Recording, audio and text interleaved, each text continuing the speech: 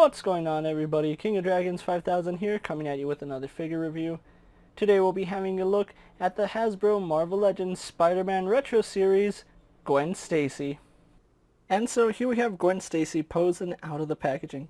Before we take a look at the figure, let's actually run through her accessories really fast. Gwen Stacy does come with two different head sculpts. We do get the Gwen Stacy head, which looks really nice. And then we also do get a Mary Jane Watson head sculpt, which also looks very nice. She also does come with a rolled up version of the Daily Bugle. She comes with a textbook that says Midtown High School, and then she also does come with a folded up notebook. Other than that, we really don't get anything else with Gwen Stacy. I think alternate hands would have been more helpful, but that's neither here nor there. So with that out of the way, guys, let's actually take a closer look at Gwen Stacy. And so here we have a closer look at Gwen Stacy, and I think Hasbro has done an amazing job with this head sculpt. I think it looks good. And they are starting to sculpt female faces looking very differently because, as you can see, with the Mary Jane Watson head, they do look like two separate people, unlike most of the other head sculpts where they tend to all look the same. I'm really glad that Hasbro is starting to stray away from that every woman looks the same with their eyes slightly too far apart and then the same lips. I'm glad to see that they are getting away from that. But taking a look at Gwen Stacy, I really like the way they did her hair. It's flowing off to the side, which I think going down would have been much better for me.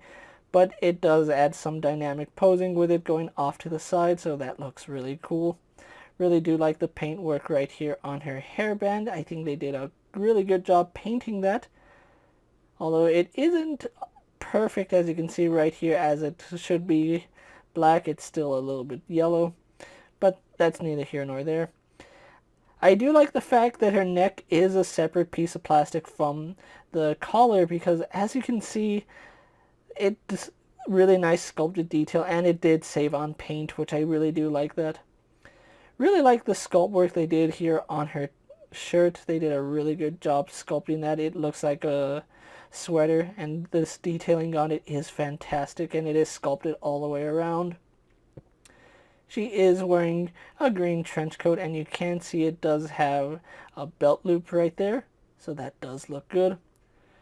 And the belt actually has some pretty decent detail. As you can see, it does have the little notches for the belt clip, even though the clip right here looks like it's not even painted, so Hasbro did kind of mess up here because the buckle isn't painted. It's just the same color as the belt, as you can see, going all the way around. They did paint the belt loops, which I am happy about. She does have a spellcasting hand, which I really think that she should have come with two grip hands because the spellcasting hand really doesn't really work for her, unfortunately. She does have a grip hand on this side. She has a purple skirt right here, which does have a slit on the side, and it's only slit on this side. On this side it doesn't have anything, so this skirt does hinder articulation quite a bit. If you don't want it to hinder articulation, you do have to cut it here on the side, but cut it at your own discretion. I'm not going to cut mine because I kind of like the way it looks. It does, and you don't need Gwen Stacy doing too many dynamic posing. She doesn't have any stockings or anything here on the legs, although my big issue is that I'm not a fan of this printed number right here. The serial number does get on my nerves somehow, and I think I will take some clear nail polish and just rub that off. Now this is something I don't understand. Is she wearing shoes with black socks, or is it supposed to be a single boot? Because as it stands, I can't make heads or tails of it because they didn't sculpt her boots. If these are supposed to be boots, they didn't sculpt them. If they're supposed to be socks, they didn't do enough to separate it from the heel, and that is a little bit disappointing because I would have liked to see some differences between that. She doesn't have too big of an issue standing, although do be aware she has heels, so yours might take a tumble now and then. You just have to get her in that right spot, but I haven't had an issue standing my Gwen Stacy, so I do like that. So with that out of the way, guys, let's get her compared to other figures you may have in your collection. Here we have Gwen Stacy posed next to a Marvel Legends Cyclops and a DC Multiverse Superman. Here we have Gwen Stacy posed next to a WWE Elite Scale figure and a Mezco 1/12 Collective Popeye the Sailor Man. Here we do have Gwen Stacy posed next to a Lightning Collection White Range and a Star Wars Black Series Mandalorian. And finally, here we have Gwen Stacy posed next to the retro-carded Spider-Man and the Toys R Us exclusive 2-pack Mary Jane. So with the comparisons out of the way, let's actually run through her articulation really fast. She does have a ball hinge here at the neck, does have a little bit of lollipop syndrome, but if you do height that joint perfectly, you're never going to notice it.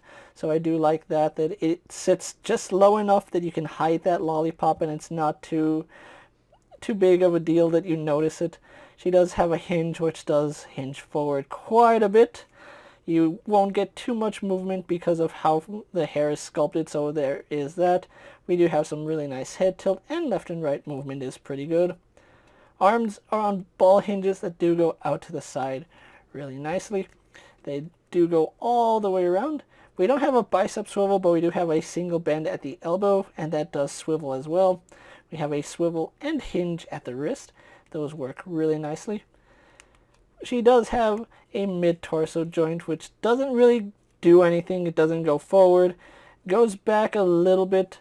It does go side to side and then rotates. We don't have a waist twist. At least it doesn't seem like it. No, it doesn't feel like we have a waist twist down there now. As I did mention, her skirt will hinder articulation. Her leg only kicks forward about that far. The leg with the slit in it does kick forward a little bit more, but you can see the skirt is pushing it back down. Don't go back out to the side. This leg will go further out because of that slit in the skirt. This side, good luck with that. It's not going to be budging anytime soon. We do have a thigh swivel up high, and that works really nicely. We have a double bend at the knee, which works pretty good. No bootcut swivel because this is all just one piece painted black. I would have liked to see a swivel right here. But we do have a hinge in the ankle which goes back and forward. And then it is a severe angle that her foot is pegged in, so it's not really rocker ankle, it just rotates. So overall the articulation is decent, what we've come to expect from a female Marvel Legends figure. So with that out of the way, guys, let's actually get Gwen Stacy posed for my final thoughts, and then we'll wrap up this review. And so here we have the retro-carded Gwen Stacy pose for my final thoughts, and as you can see I did pick up two of them. One so I can have a Gwen Stacy action figure, one so I could have another Mary Jane on the shelf. Now in case you are wondering, the Mary Jane head can fit on the Toys R Us exclusive body. The only problem is these skin tones do not match, so either you will have to paint it or you're just going to have to find a way to customize your very own so that you can hide the skin differences. But other than that, I still like the way this figure came out. Now, she does have a little bit of an issue standing just because she does have heels. Now, I know a lot of people are a little bit put off by the pegs on this figure, but honestly, I honestly don't care. It doesn't bother me. The thing that does bother me is the serial number on the back of the thighs, which I might end up removing both of them with some cleared nail polish, but I honestly don't know yet. If you are looking for the retro-carded Gwen Stacy, this figure is already starting to hit stores at the time I'm making this video, so you can find her at Walmart, Target. I don't think Walgreens carries them. I know Big Bad Toy Store did get them in. I did pick up mine from Amazon, which did run me about $18. Originally when I pre-ordered it, it was $19.99, but Amazon did lower the price just a little bit, so I did save a little bit of money. If you can find this figure on the shelves, I'm pretty sure it's going to be a little bit difficult because people will be buying this in twos. One for Mary Jane, one for Gwen Stacy. So if you can find her on the shelves, definitely pick her up. If you have a Mary Jane on the shelf, you're still going to need a Gwen Stacy. And unfortunately, you can't put this head on Spider-Gwen, which I think is the biggest travesty of this entire set. But if you do like the way this figure turned out, you can go ahead and pick it up. With that being said, guys, I'm KingofDragons 5000. Don't forget to like this video, leave a comment, subscribe to my channel.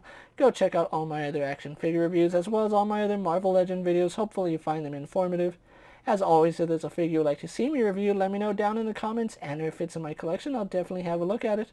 While you're at it, check out my Instagram account for new and exciting action figure photos, and as always, ring that bell to be notified every time I upload a video. Until next time, guys, I'll see you later. Take care, everyone.